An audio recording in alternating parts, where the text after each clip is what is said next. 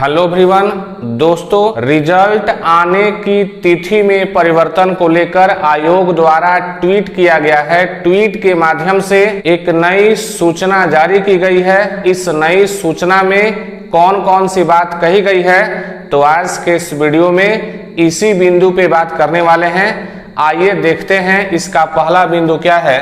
देखिए यहाँ पर लिखा हुआ है, पहले की सूचना के आधार पर रिजल्ट 20 से 25 सितंबर तक, यानी कि अभी तक सभी अभ्यर्थियों को ये पता था कि बीपीएससी टीआरई का रिजल्ट सितंबर के अंतिम सप्ताह तक आ जाएगा, लेकिन कुछ कारणों की वजह से उस तिथि को बदला गया है। तो सबसे पहले जान लेते हैं कि वह कौन कौन सा कारण हो सकता है जिसकी वजह से अब रिजल्ट आने की तिथि बदली जा रही है। तो देखिए यहाँ पर लिखा हुआ है, सीटेट का रिजल्ट 28 से 30 सितंबर तक, यानी कि आप सभी जानते हैं कि सीटेट अपेयरिंग वाले अभ्यर्थी भी बीपीएससी का परीक्षा दिए हुए हैं और सीटेट का रिजल्ट सितंबर के अंतिम सप्ताह तक आने की संभावना है। उसी समय बीपीएससी का रिजल्ट भी आने की संभावना थी। उसमें इस बात को शामिल किया गया कि सीटेट का रिजल्ट बाद में आ रहा है और बीपीएससी का रिजल्ट पहले आ रहा है। इससे सीटेट अपेयरिंग वाले जो अभ्यर्थी हैं वह बाहर हो जाएंगे।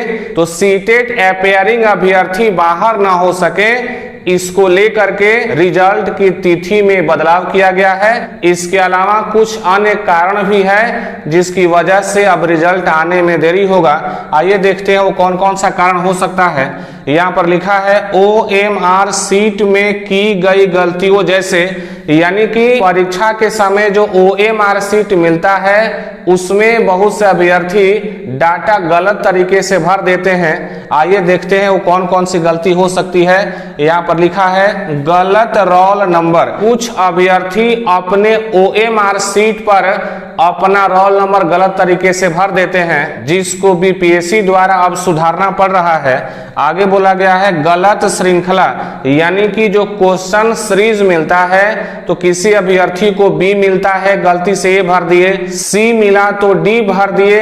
इस तरह की गलती भी बहुत सारे अभ्यर्थी किए हैं। आगे बोलता है, गलत विशेष संयोजन और, यानी कि आप सभी को पता है कि जो भाषा का पेपर हुआ था उसमें हिंदी, उर्दू और बांग्ला को शामिल किया गया था। उसके फ्रंट भाग पे ये बताना था कि आप तीनों में से किस पेपर की परीक्षा देंगे। इसकी सूचना बहुत सारे अभ्यर्थी गलत भर दिए। आगे बोला गया है, गलत जमा करने के कारण, इसका मतलब ये हुआ कि बहुत सारे ऐसे सेंटर होते हैं जहां के अभ्यर्थी परीक्षा समाप्त हो जाने के बाद तुरंत अपने सेंटर से बाहर आना चाहते हैं, जिसकी वजह से अपना आंसर शीट सही तरीके से जमा नहीं कर पाते हैं, जिसकी वजह से अब रिजल्ट आने में कुछ देरी होगी।